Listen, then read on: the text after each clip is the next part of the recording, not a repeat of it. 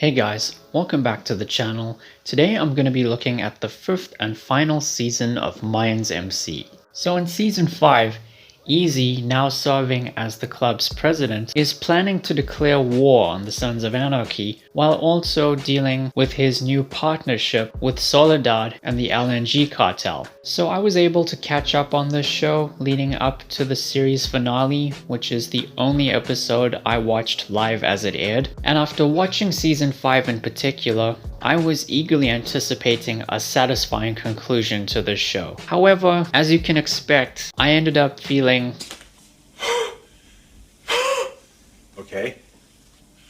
Okay. Disappointed! Yeah, this season was a letdown, guys. It's not terrible. In fact, I would argue that it's actually good.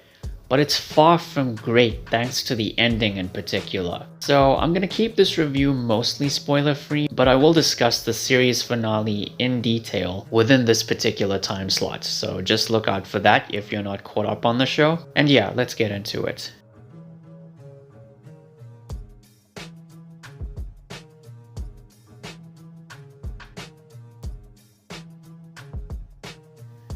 So first of all, as club president, Easy wants nothing more than untouchable power, allowing nothing to stand in his way. And as a result of this, the Ezekiel Reyes we were all introduced to in season 1 is practically gone from the show at this point. Regardless of his contributions to the club, Angel's #1 priority is being a parent to his son Maverick, but he's also very concerned for Easy in particular. After killing Ignacio at the end of season 4, Adelita now works for Soledad and the LGN cartel. As a result of turning himself into the ATF, Creeper is incarcerated, all due in large part to someone who ratted out the club. This season addresses the identity of the rat, and I think you'll be surprised with it. Despite being practically booted out of the club, Marcus has something new to look forward to in the form of his wife's pregnancy. Bishop finds himself ping-ponging back and forth between two love interests introduced in previous seasons, and by the end of the season,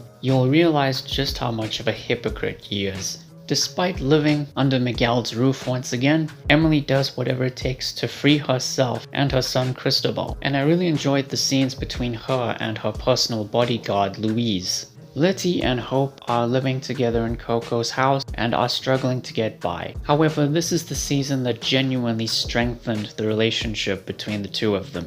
The season also introduces the Broken Saints, an all-female motorcycle club. And let's not forget the return of Isaac Packer, who was introduced in season 3 through Coco's storyline, which took place mostly on Meth Mountain. And of course, his return was set up at the end of season 4. In season 5, he is now the president of the Sons of Anarchy's Sandino charter, and will go to great lengths to win the war against the Mayans and complete his pursuit of Hope by finding her. This season has the highest body count in the entire show, and most of the deaths presented here are quite fitting. And with all of this in mind, while there's plenty to like about season 5, there's also a couple of things that held it back from greatness.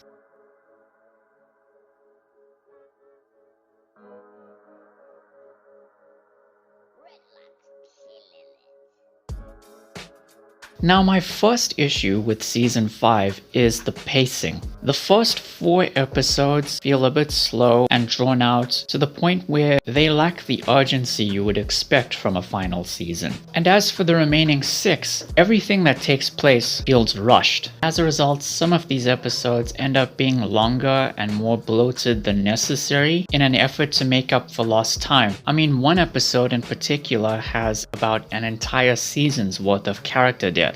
This also includes the finale, considering it had to wrap up so much in so little time. The reason behind all of this is that season 5 actually went into production prior to the show's cancellation, which explains why the first 4 episodes lacked urgency. And it seems that Algan James was really hoping for the show to last for at least 6 seasons, but because the show was given the axe by the FX network, he had to cram what I guess was supposed to be the last 2 seasons worth of story into 1 season. Another thing is that out of all the character deaths, there was at least one one that just didn't sit well with me, and I'll talk about that when I discuss spoilers. And the last thing is the finale, and this is arguably the most disappointing series finale I've seen since the series finale for Game of Thrones. It's not terrible, it's just very, very underwhelming. In fact, I think it's going to be one of those very polarizing endings among its fanbase, with me ending up on the more negative end of the spectrum. Even with a runtime of 80 minutes, everything feels ridiculously rushed. The fates of certain characters will leave something to be desired, and even after all of that, there are still several unanswered questions left dangling. But on the plus side, some characters got the closure they deserved.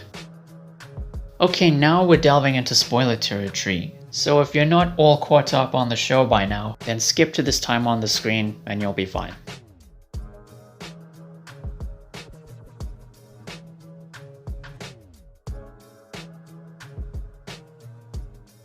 Okay, so when it comes to the series finale, the few good payoffs that we got were the death of Isaac, the death of Easy, which was a long time coming anyway, and I've got to say the build-up leading to it was kinda scary. Marcus becoming a father again felt like a fitting end for the character, and of course Angel leaving the club and taking Maverick along with him after having lost Adelita and Felipe. At least now he has a chance to live a normal life. Oh, and I almost forgot, Emily finally killing Miguel once and for all. But there's just so much wrong with this finale in my opinion. Sophia getting killed off was completely unnecessary. Letty joining the Broken Saints kinda baffles me. You know, I kinda wished she had done what she told Hope she would do, that being leaving for Ohio to start a whole new life. And even the very last scene where the police raid Santo Padre and just fire away once they get inside. You know, I'm honestly very mixed on that scene. It was surprising to see Lincoln Potter come out on top for once. You know, in some ways I actually didn't want him to die. And in a way, the club got what they deserved, considering they killed Easy and Sophia.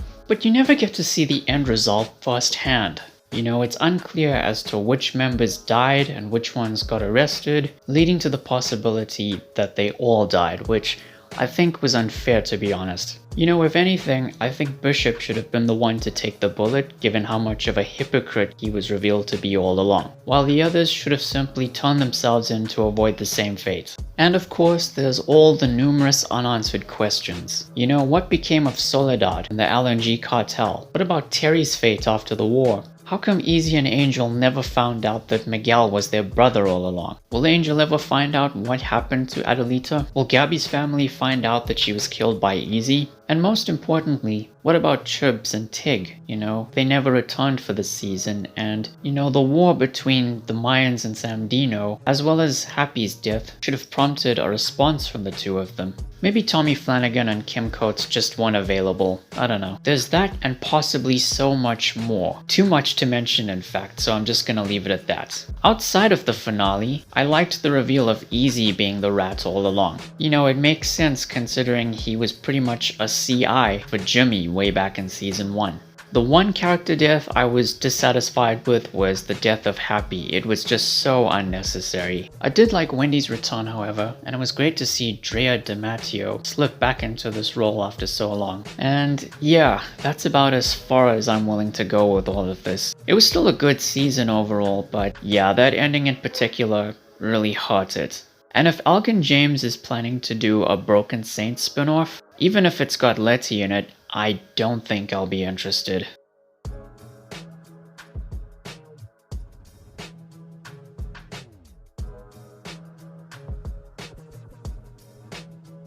So yeah, those are my thoughts on Season 5 of Mayans MC. It's still a great show overall, despite the many drawbacks with Season 5. So yeah, that's it guys.